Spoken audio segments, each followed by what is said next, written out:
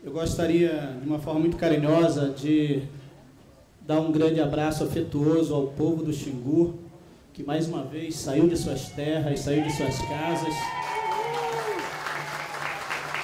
saíram dos seus lotes e também saíram de suas aldeias para mais uma vez vir aqui expressar a sua indignação diante desse projeto que significa Belo Monte. Eu aqui falo em nome do Movimento Desatingido por Barragens e eu gostaria de tentar dar um enfoque, dar um corte diferente a partir da minha fala, a partir da compreensão que o MAB tem desse processo de construção de barragens no Brasil e até fora do Brasil. Nós no MAB, nós trabalhamos com duas perguntas básicas a respeito da produção de energia elétrica. Energia para quê e energia para quem? E essa pergunta nós vamos colocar para Belo Monte. Belo Monte para quê e Belo Monte para quem? E nós queremos aqui reafirmar que esta obra, que este projeto de Belo Monte, ele não serve para a classe trabalhadora. E antes de eu continuar, só para abrir um parêntese, para voltar um pouquinho atrás, para dizer que nós vivemos num processo de luta de classes. A nossa vida em sociedade é uma vida de luta de classes. E nós vivemos, uma luta antagônica entre a classe trabalhadora, a classe dos trabalhadores que de fato produzem a riqueza nesse sistema capitalista e a classe burguesa que se apropria dessa riqueza produzida pelos trabalhadores. E dizer que os estados nacionais não são mais do que gerentes desse grande capital. Né? E nesse sentido, Belo Monte não serve para a classe trabalhadora. Belo Monte não serve para os moradores daquela região do Brasil, não serve para os povos indígenas, não serve para os ribeirinhos, não serve para os agricultores, para os quilombolas, não serve para quem mora na cidade, não serve para os homens e mulheres que habitam aquela região. E nem serve também para o conjunto da sociedade brasileira. Porque Belo Monte é um projeto do grande capital. Isso a gente tem que compreender. Belo Monte não é só um projeto do governo federal, do Estado. Belo Monte é um projeto do grande capital. E por isso ele não atende às necessidades do povo brasileiro. Belo Monte está dentro de uma lógica do grande capital. O que é o PAC na lógica do gerenciamento dos interesses do grande capital?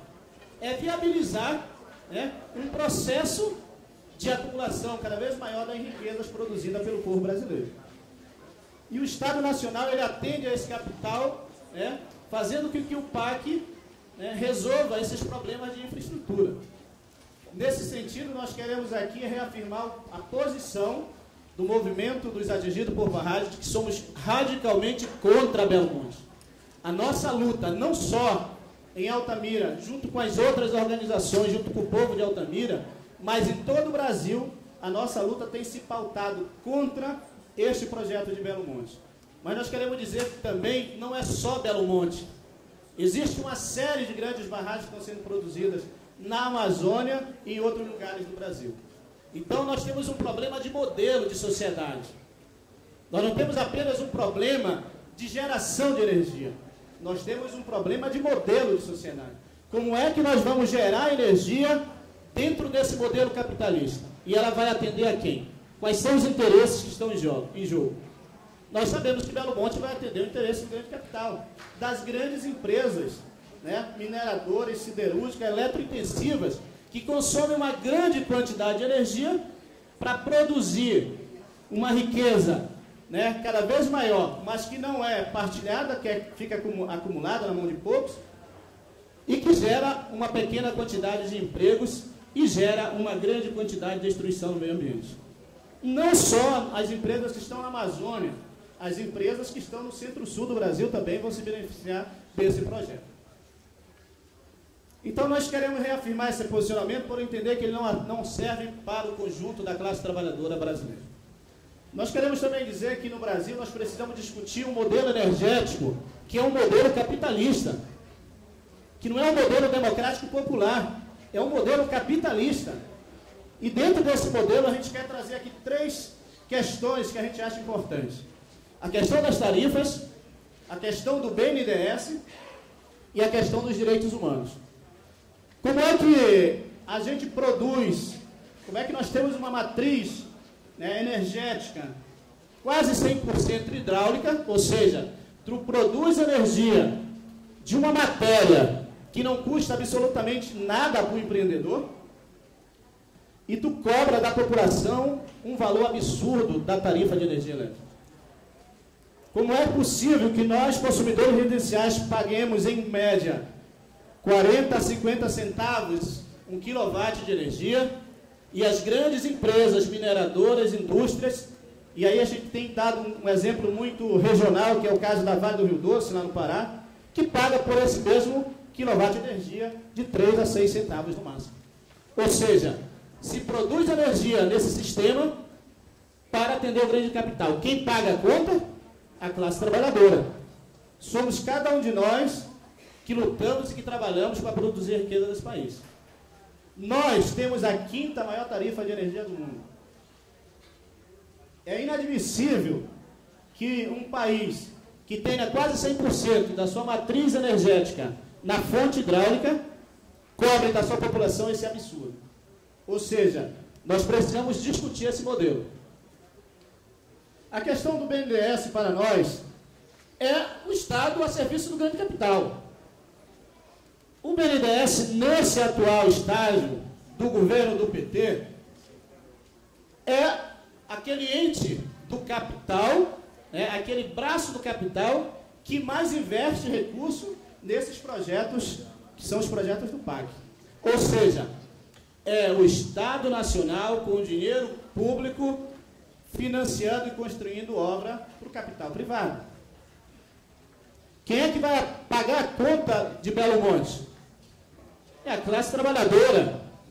As grandes empresas, as grandes mineradoras que vão consumir essa energia, não vão pagar absolutamente nada. E qual é a lógica disso? É a lógica que tem um Estado servil ao grande capital. É o sistema. Não tem outra lógica. Tu tem um sistema capitalista que determina como é que a sociedade caminha.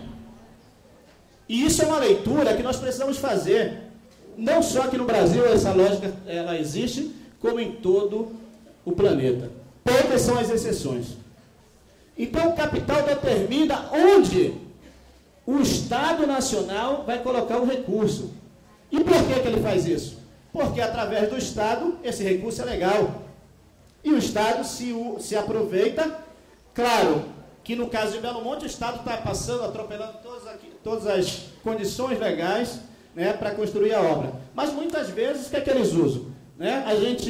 O Ministério Público Federal do Pará entra com uma ação, ganha em primeira instância em Belém, chega aqui na região federal, aqui em Brasília, é derrubado. É aquilo que já foi dito aqui, é o interesse, né, supostamente, né, público de uma nação, segundo eles, em detrimento de um pequeno número que não quer a obra porque entende que essa obra não vai atender às suas necessidades. Então é o Estado a serviço do grande capital. Isso está dado para a gente. Uma outra questão é que esse processo de construção de barragens no Brasil, já há 40, 50 anos, né, ele tem um histórico, né, de violação de direitos humanos como nunca se viu antes. Nós do MAB fizemos uma denúncia à Comissão de Direitos Humanos da Secretaria da Presidência da República, a Comissão Especial de Direitos Humanos, onde a gente denunciou 7 casos de barragens, 7 projetos que tinham, né, uma tremenda violação de direitos humanos. Essa comissão estudou 7 barragens, incluindo Tucuruí, Balbina, né, e outras na região Nordeste e Sul do Brasil, né, e identificou uma série de violações de direitos humanos. Isso não são só barragens, só projetos de barragens construídos na ditadura militar. São barragens construídas agora. Estreito e Giral são exemplos mais recentes que nós temos.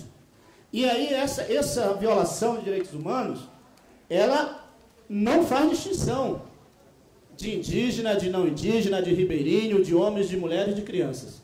Ela atinge todo mundo, na lógica do desenvolvimento do capital, eles não enxergam essa diferença. Então, todos são vítimas.